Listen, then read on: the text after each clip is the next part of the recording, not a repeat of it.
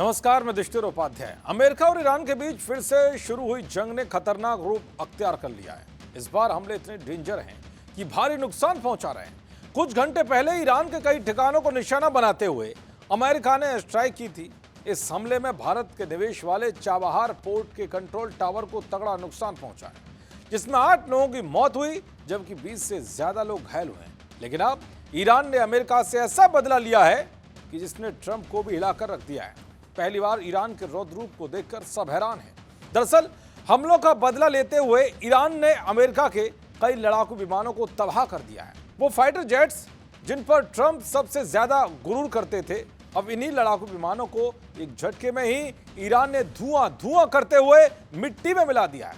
Iran ने दावा किया है कि उसने जॉर्डन में खड़े हुए कई अमेरिकी सैन्य फाइटर जेट्स को बैलिस्टिक मिसाइलों और ड्रोन से निशाना बनाया है, जिसमें कई अमेरिकी रिफ्यूलिंग एयरक्राफ्ट और फाइटर जेट तबाह हो गए। इसके अलावा कई और को भी गंभीर नुकसान पहुंचा है। इस हमले में कई बैलिस्टिक मिसाइलों, बड़ी संख्या में ड्रोन्स का इस्तेमाल हुआ है। दरअसल ईरान ने यह हमला उन हमलों के जवाब में किया है जो अमेरिका ने ईरान के खिलाफ अपने हमलों को बढ़ाते हुए पुलों, एनर्जी साइट्स को निशाना बनाया और साथ ही चाबहार पोर्ट पर एक टावर गिरा दिया।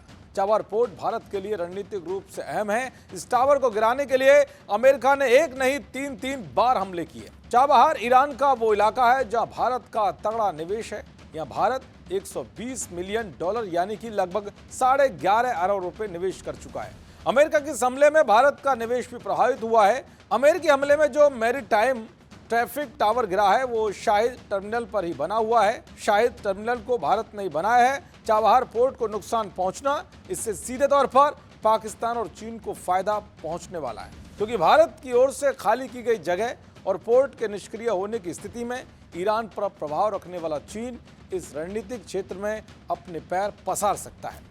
इससे हिंद महासागर और मध्य पूर्व में भारत की सुरक्षा को भी चुनौती मिलेगी। दरअसल ईरान भी लगातार अमेरिका को सबक सिखा रहा है। हाल ही में ईरान ने मिडिल ईस्ट में अमेरिका के सहयोगी देशों पर मिसाइल हमले किए हैं, जिसमें कतर भी शामिल है। हमलों में कुवैत में एक पावर और वाटर डिसैलिनेशन प्लांट को भी नुकसान पहुंचा है। ईरान लगातार मिडिल ईस्ट में उन देशों को निशाना बना रहा है जहां अमेरिका ने अपने एयरबेस बनाए हुए हैं। खैर, जिस तरह से ईरान ने अमेरिका के लड़ाकू विमानों को खाक में मिलाया है, वो जरूर और तनाव भड़का सकता है। देखते रहिए जी न्यूज़। नमस्कार।